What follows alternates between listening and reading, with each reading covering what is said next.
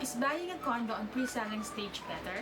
What are the pros and cons of buying one? Stay until the end of this video and all your questions will be answered. This is Modern Girl 101 and welcome to my channel. So, sa mga nakamiss sa akin, pasensya na kayo at nagbisi-bisihan lang si Madam. Siyempre, nag-lift up ng quarantine, back to work, medyo hirap gumawa ng video.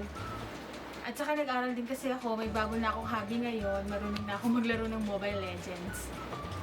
Tama ba i-disclose ko yun? In my previous vlog, we discussed about the hidden cost of buying a condo. So now, what if we buy it on pre-selling? So what is pre-selling? Pre-selling is when the developer starts to sell the condo even though wala pa talaga ng condo. So you have the title, but you don't have the condo to live in. So as compared to RFO is ready for occupancy, pwede ka nang tumira. But here, wala pa talaga. Gawin pa lang nila, and kapag nagawa na nila yon, that is the time that the condo will be turned over to you. Normal period for the pre-selling stage is 3 to 5 years. So what are the advantages of buying on pre-selling stage? Number one is appreciation of property. This is, you get to buy the condo at a low price. So real properties, land, houses, or condominiums tends to appreciate over time. So nalalak in na yung price when you sign the contract. So if in the future, the price of the condo you bought increases, that would be to your advantage. So practical example of this is that I bought my condo for 2.9 million in 2018. But when it was first offered in 2010, the cost is only 2 million. So imagine, that is a 900,000 appreciation in 8 years.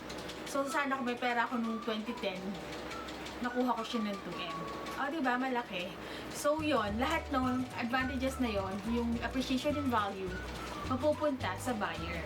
Next advantage is application of payment goes directly to the contract price. So here, nagbabayad ka na, pero wala ka pang condo.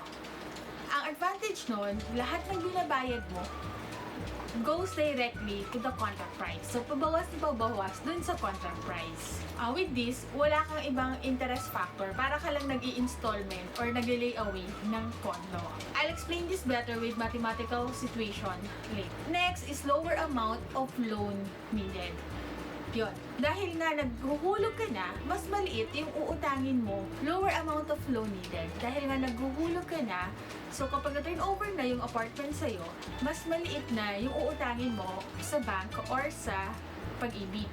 This is assuming na mag-loan ka. Pero kung hindi naman, mas maliit na yung cash na babayaran mo in the end. To demonstrate the advantage of having it pre-sell, let's assume that the contract price or the price of the condominium is 2.5 million and pre-selling period is for 48 months for the amount of 15,000 per month. So multiply that for the next 4 years, you're going to pay 720,000. If contract price is 2.5 million, amount to loan is only 1.7 million. But assuming na hindi mo ininvest sa pre-selling yung condominium mo, and then after 5 years ka palang kukuha, after 4 years ka kukuha, assuming na hindi nagbago yung presyo, which will never happen because the value of condominium will always increase, but just to compare the cost, let's assume na hindi nagbago yung 2.5 million. So for 2.5 million, if you are going to have a loan in the bank at assuming interest rate of 6.5% for the next 20 years, ito yung magiging amortization table mo. So you have to pay a monthly amortization of 18,000 for the next 20 years. So ito yung amortization table, ito yung mangyayari sa kanya. For the 2.5 million, yung first payment mo, 13,000 will apply to interest and 5,000 for the principal. The rule in interest is mas malaki ang principal, mas malaki ang interest. So, ganun din yung mangyayari sa 18,000. 13,000, mas malaki pa yung napunta sa interest rather sa principal. So, for the next 48 months, ito lahat na, ang magiging value na lang ng loan mo is 2.2 million. So, comparing that to 2.5 million, ibig sabihin, Ang nabawas lang sa principal mo is 278,526. Here. So, kapag tinignan mo, 720,000 kung nag-pre-selling ka kasi nga wala kang interest factor as compared to 278,000 na principal na naibawas mo after paying for 4 years. So, lumalabas ang interest na na-save mo is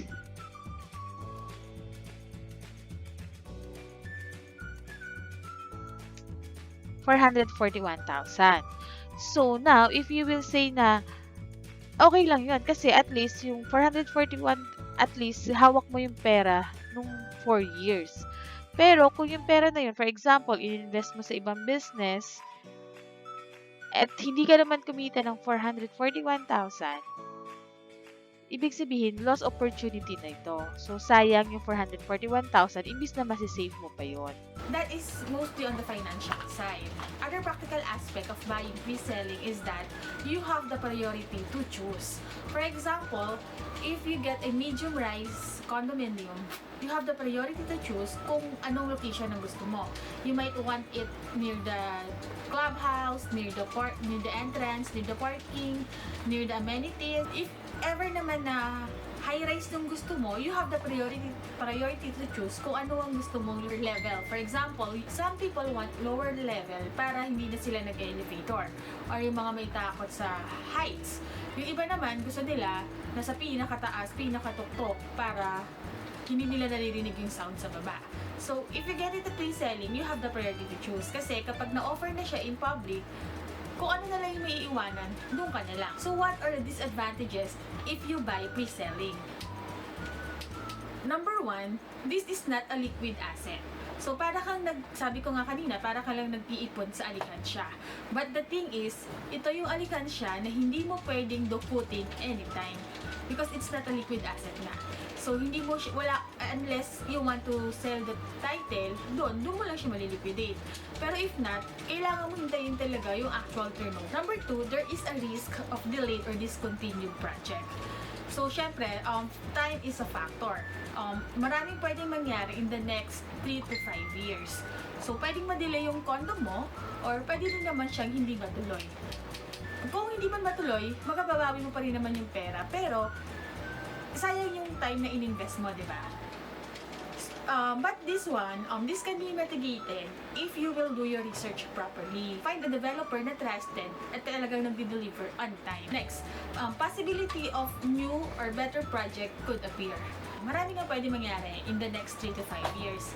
So, pwedeng may biglang binuksan na bagong condo na mas gusto mo yung location, or meron naman yung isang developer na nag-offer at lower prices. So, may ganong risk, kaya dapat, para siyang pag nasa mall ka, di ba? Pag nakabili ka na sa mall, stop ka na. Huwag ka na uli magtitingin kasi baka may makita ka mas maganda, masasaktan ka pa. So, who should take pre-selling projects? Number one, those who has capacity to pay. Sabi ko nga, para kang nag-iipon sa alikansya na hindi mo pwedeng dukutin. So, kung wala ka talagang extra pera, huwag kang mag-i-invest. Kasi, masakit yun. Marami akong kakilala na hindi nila tinuloy yung project kasi nga, kasi biglang kailangan daw ng ganito, mabigat na raw sa bulsa. Kasi sa una, maaakit kayo na parang, uy, investment to para sa sarili ko.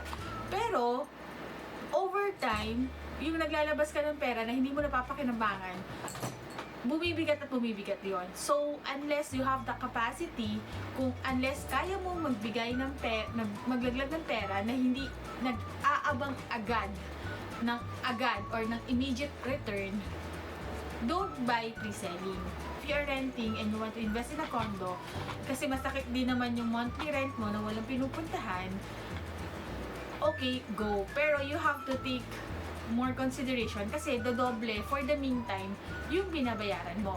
You have to pay for your rent and then you have to pay for the pre-selling amortization. And if you add this up, it could be substantial. That is why I would suggest if you are still living with your parents, live with your parents. That is the biggest saving you could have. Fuck independence. Hindi totoo yan. Pag wala ka ng pera, makakalimutan mo yung independence. Who should take the pre-selling project? Number 3 are investors. So if you're an investor and you have excess money, you can invest in pre-selling. The good thing about real estate or condominium is that it's self-sufficient.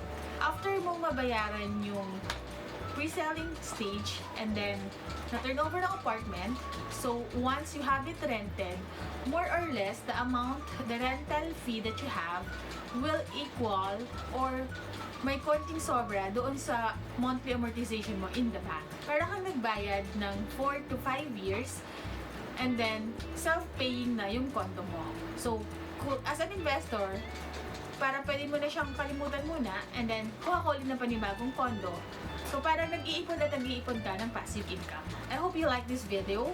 Continuation to ng condo living segment natin. For similar content, please like and subscribe to my channel. Also, if you have questions, let's use the comment box below. And also, if you have other topic regarding condo living that you want to discuss, please feel free to hit up. Again, this is Modern Girl 101 and thank you for watching. Bye-bye!